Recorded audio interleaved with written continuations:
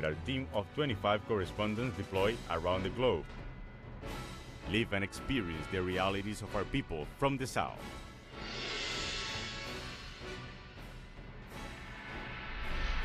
Weekdays, only on Telesur.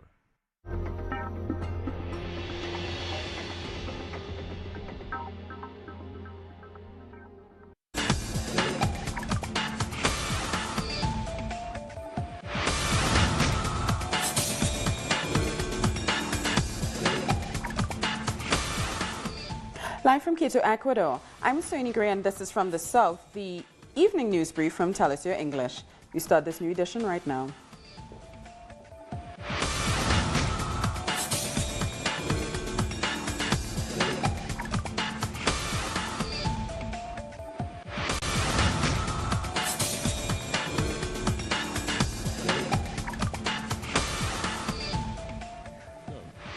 Cuba's Foreign Minister Bruno Rodriguez says that migration has been used as a form of aggression by the United States against Cuba, including the malicious assertion that Cubans continue to emigrate en masse. Speaking at Howard University in Washington, D.C., Rodriguez also announced new migratory regulations that will go into effect on January 2018. One of those measures includes the admission of Cuban citizens who left the country illegally and the elimination of Cuban residency requirements for those children of Cuban residents who live abroad.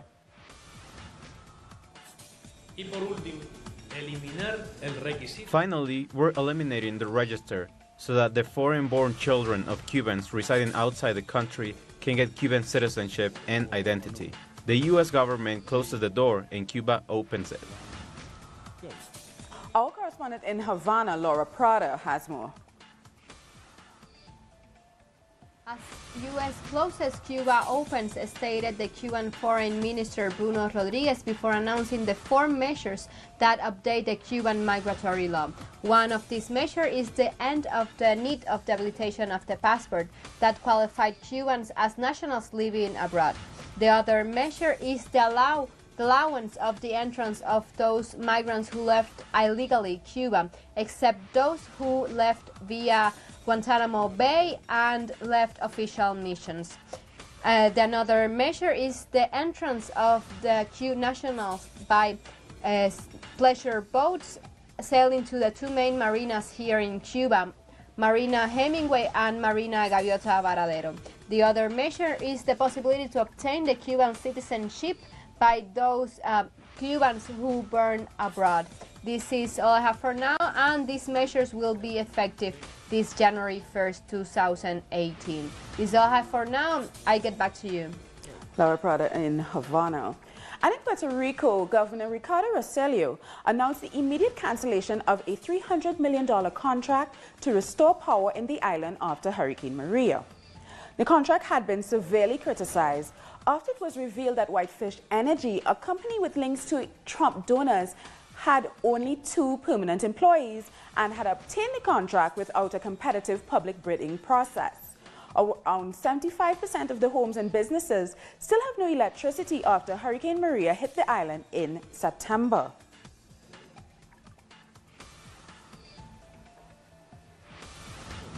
And earlier we spoke about the Whitefish contract with Rafael Bernabe. He is one of the leaders of the Workers' People's Party in Puerto Rico, and this is what he told us. We let them finish what they started, 2 transmission lines from Aguirre to Aguas Buenas, the 2 most important arteries feeding the north side of the island. As of yet, I have not spoken to them. It's something that should happen within the next hours. To talk about this cancellation and the way and form that we're going to perform it.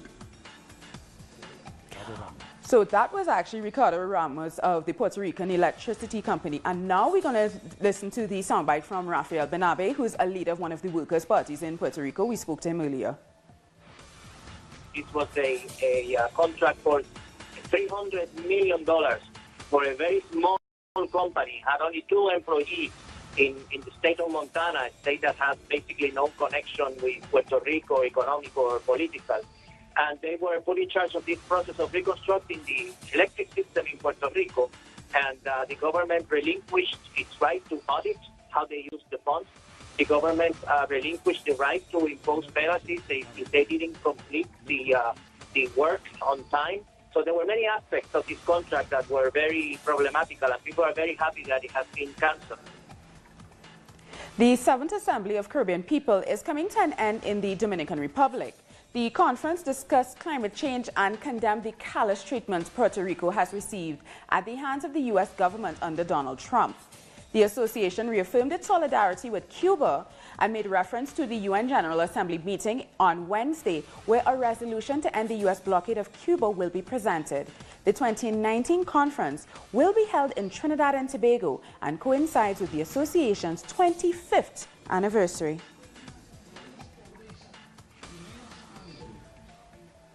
And in nationwide protests, activists and supporters of the Green March organization have taken to the streets of the Dominican Republic against impunity and corruption. The protesters were called by social and human rights organizations, trade unions, and community groups. In a wave of green, demonstrators took place in 50 municipalities against the impunity that protects the governments, officials, and institutions.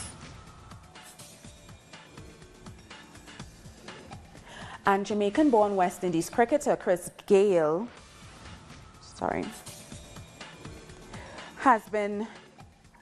he's been successful in his defamation case against Fairfax Media. The Australian media company had published the account of a woman who said the sportsman exposed himself to her.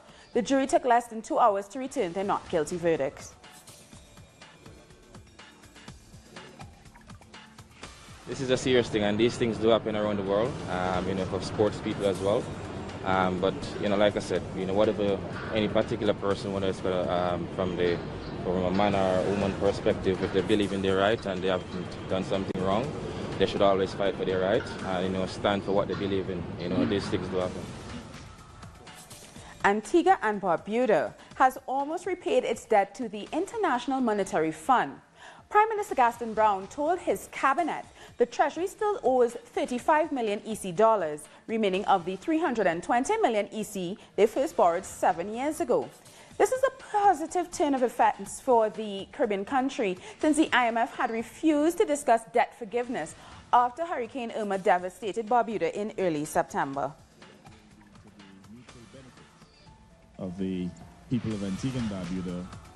And the Venezuelan Foreign Minister Jorge Arreaza has thanked the Secretary General of the United Nations, Antonio Gutierrez, for helping to promote dialogue with Guyana over the disputed Essequibo region.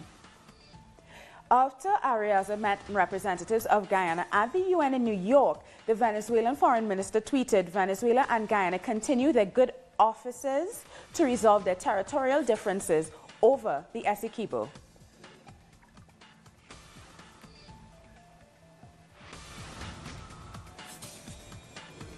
And we have more news in a minute, so stay with us.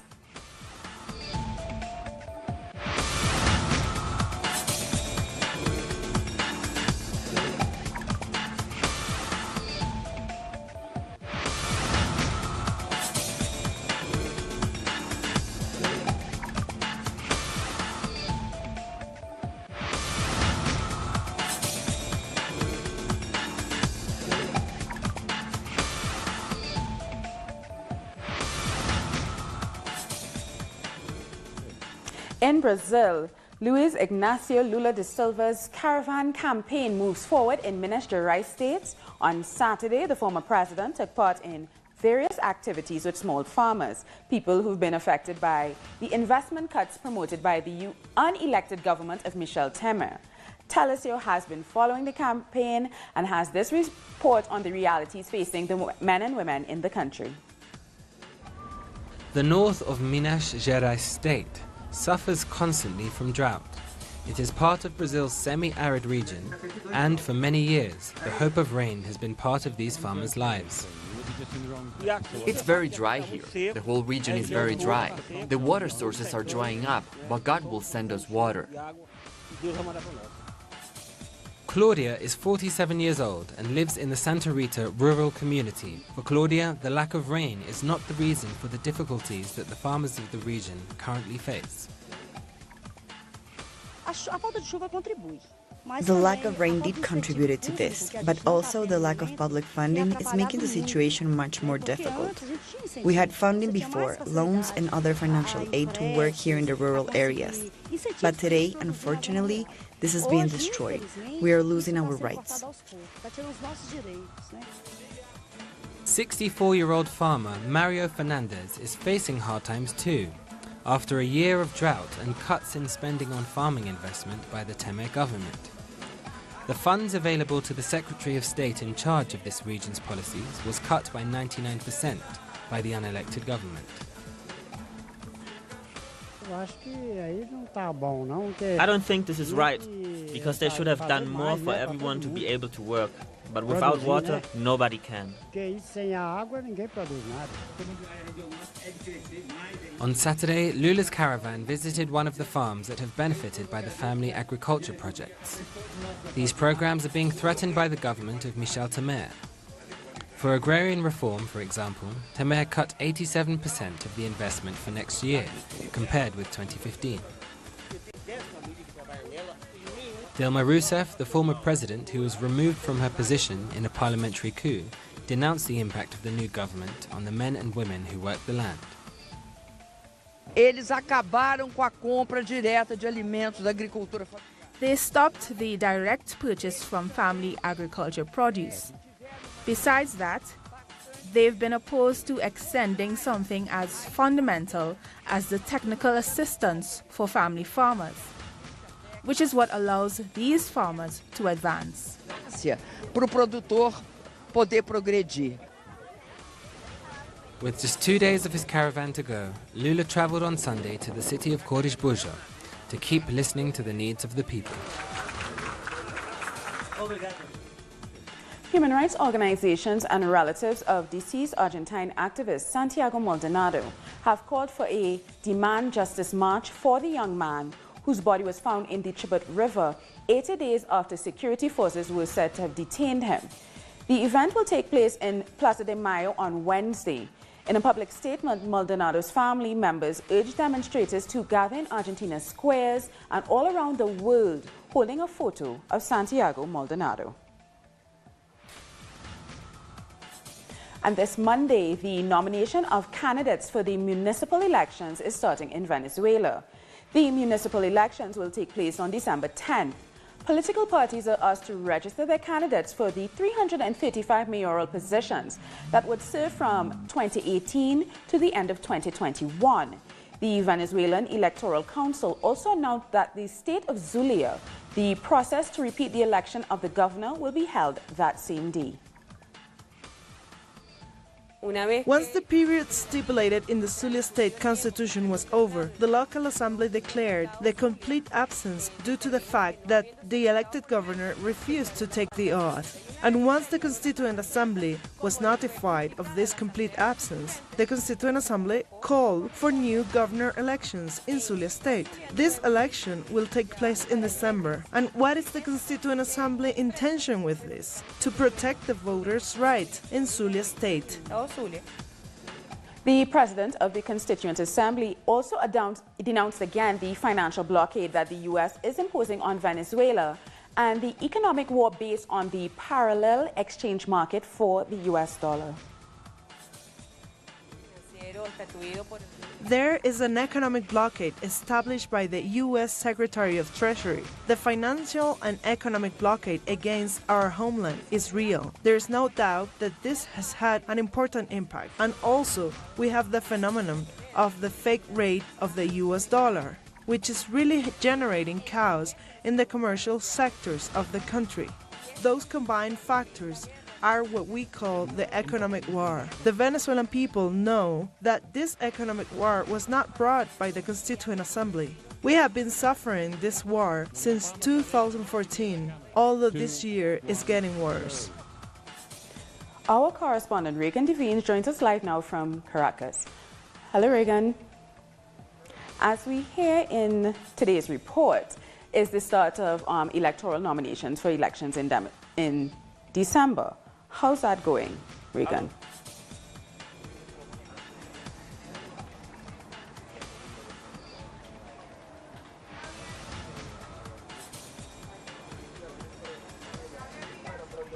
Yes, Sony, hi, good evening to our viewers and to you as well. Yes, the candidate nomination process has begun throughout Venezuela.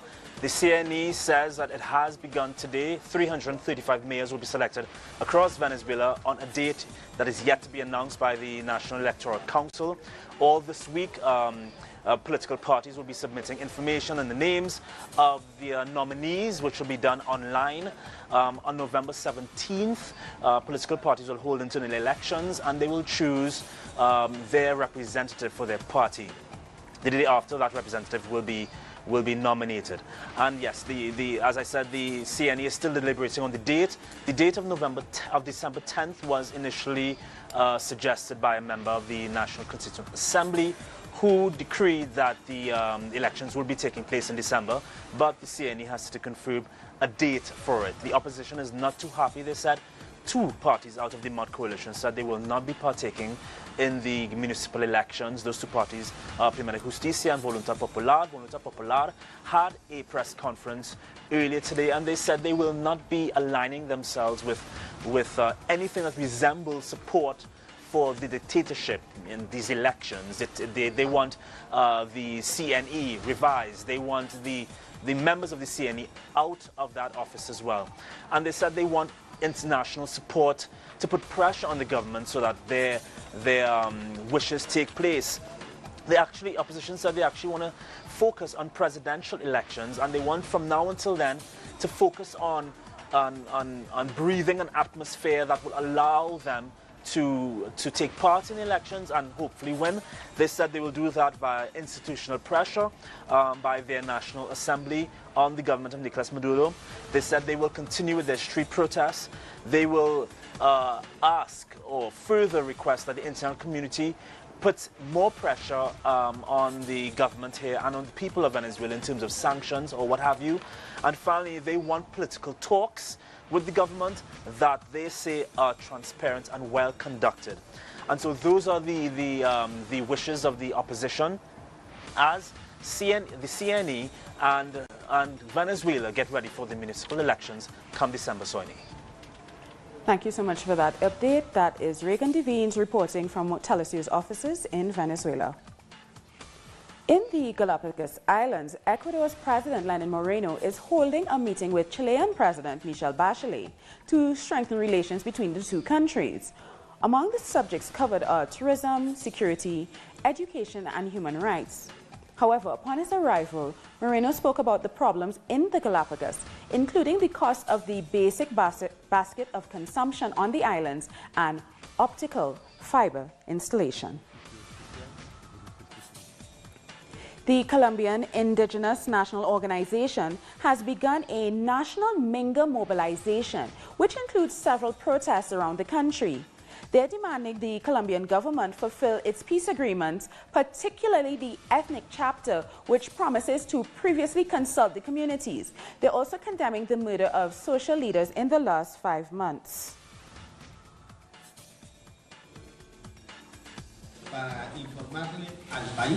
We're here to inform the national and international community that from the first minute of today, October 30th, we began a national indigenous Minga for the defense of life, territory, peace, and the fulfillment of the agreements with the indigenous people of Colombia. Our correspondent Lorena Hoyos has more from Bogota. Social mobilizations are intensifying in Colombia along with the one-week campesino strike taking place in different territories across the country. A national community gathering is also to take place. Over 100,000 indigenous people are going to hold a peaceful rally in 24 states.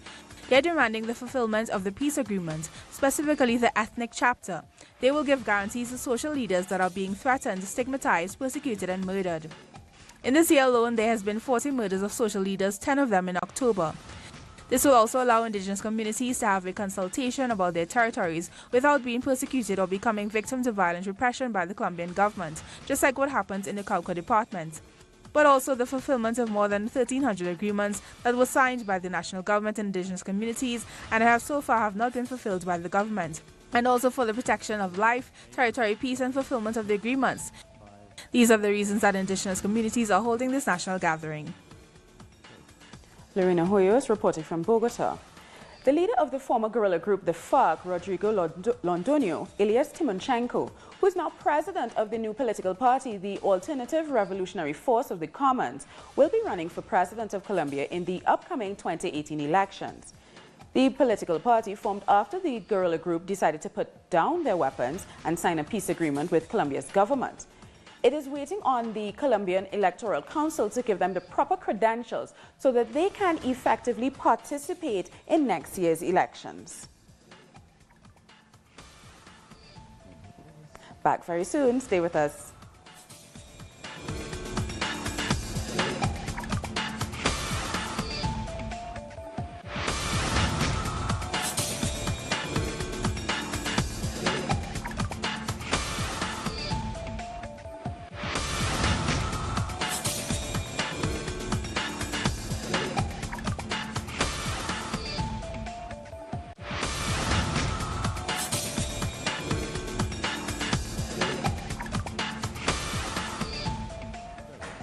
Catalonian Prime Minister Carles Puigdemont has traveled to Brussels along with members of his cabinet.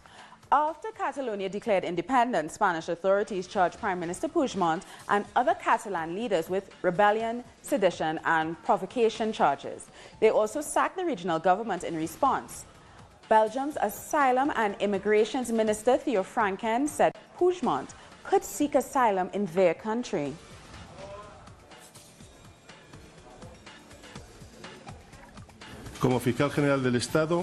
As State Attorney General, I inform you that the State's Attorney's Office, adhering to its constitutional mandate to promote legal action defending the law, the rights of citizens, and the public interest, has filed charges for rebellion, sedition, and misuse of public funds, and other related charges against the main members of the Catalan government, that with their decisions and their actions over the last 2 years have caused an institutional crisis that ended with the unilateral declaration of independence, carried out with total disdain for our Constitution on October 27. Realizada con total desprecio a nuestra Constitución. Our Madrid correspondent has more details of this story. There is a new twist in the political crisis that hit Spain and that continues to surprise us all. The former Catalan president, Carles Puigdemont, and part of his government, removed from office after Article 155 from the Constitution became effective, are now in Brussels, the capital of Belgium, to avoid Spanish justice. Several sources have now confirmed that Puigdemont traveled to Belgium after he was advised by a legal team that recommended he would stay there for the time being and even think about the option of applying for political asylum.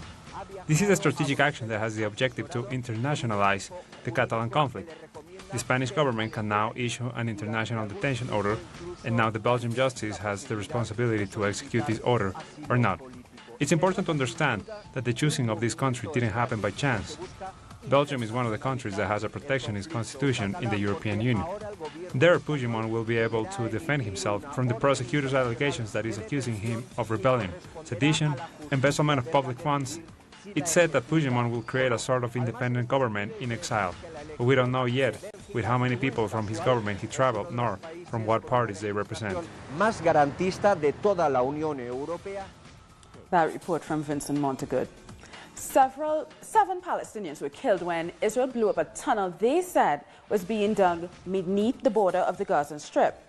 Israeli military forces said they were prepared for different scenarios as Hamas vowed revenge, saying all options are open. The rise in tension comes after Hamas reached a reconciliation deal with the Palestinian Authority based in the West Bank earlier this month.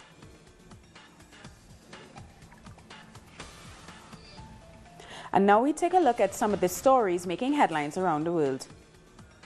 President Uhuru Kenyatta has won the country's controversial rerun of the presidential elections. Results from 266 out of 291 constituencies displayed at the National Tallying Center showed Kenyatta winning 98% of the vote. On Sunday, opposition leader Raila Odinga demanded a new presidential election in 90 days, saying the country is in, quote, grave danger, unquote, of political violence. Clashes broke out at a student protest in Athens, Greece, when groups of demonstrators began firing petrol bombs and rocks at police around the parliament building. Police responded with volleys of tear gas. Hundreds of students were protesting shortages in the education system, such as school books, teachers, and school supplies, to budget cutbacks. The protest in Athens was one of several demonstrations that took place nationwide. Philippine President Rodrigo Duterte has met with Prime Minister Shinzo Abe ahead of a regional summit in Manila in November. The two discussed the rebuilding of Mawari after Philippine troops battled Islamic State group militants for months. The two also discussed the threat from North Korea. Before the meeting, Rodrigo expressed his concern about North Korea. Foremost among our shared concern are developments in Korean Peninsula and the continuing missile launch test of North Korea. A man is facing war crimes charges at a Dutch court, accused of incarceration, torture, and the murder of 75 young prisoners in 1978. Esetu Alamu pleaded not guilty to the charges, saying prosecutors are accusing the wrong man. One of Alamu's alleged victims spoke out at the trial. This gentleman and the regime that he was working for made my country a victim until today. At least 2 people were killed and 16 others injured in Poland after strong winds battered northern and central Europe on Sunday. 6 firefighters were among the injured, according to a fire services spokesman. Firefighters responded to almost 8,000 calls and over 1,000 buildings were damaged. Thousands of demonstrators gathered in eastern Malta on Sunday to renew their calls for justice and governmental resignations following the killing of government critical journalist Daphne Caruana Galizia. The demonstration was organized by the Civil Society Network, where social activists, bloggers, and lawyers took part. The protest culminated in speeches in which the murder was condemned as politically motivated.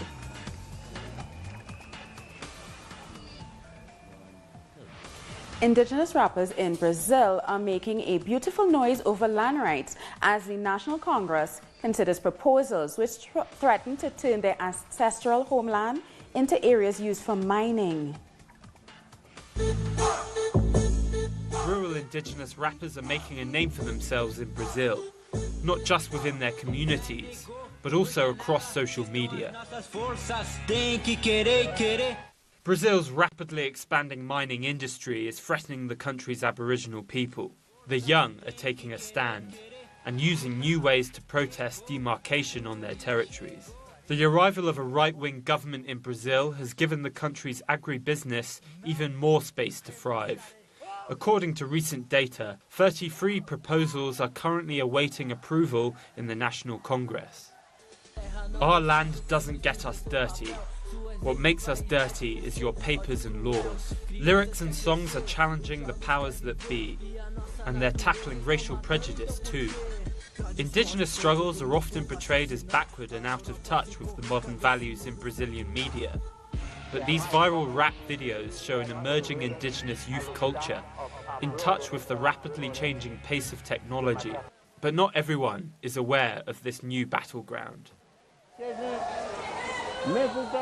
I'm very concerned about your generations. Our youngsters are not interested in our culture, in our music, in our hairdresses, our dance, all our customs. I'm really concerned about young people. They need to continue our fight, what we are doing here, standing for our rights. They need to pursue that fight. The protection of indigenous land has been on top priority since the implementation of the Brazilian Constitution in 1988. However, since incumbent President Michel Temer took office, his low popularity has meant he has had to reach out to some less favourable allies to cement his power. In return for backing from Brazil's agribusiness lobby, Temer has given his support to their initiatives, provoking opposition in all its forms. We've come to the end of this evening's news brief. For these and many other stories, you can find them on our website at telesurtv.net/English. And join us on social media, Facebook, Twitter, and Instagram.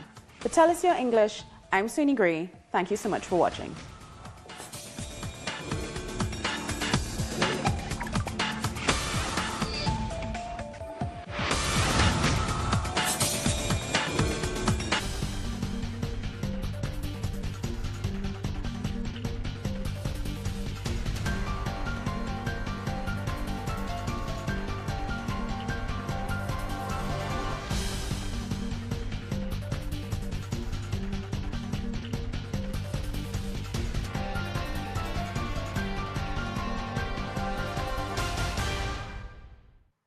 The Pakistani journalist Tariq Ali examines the mass media influence promoted by imperialism.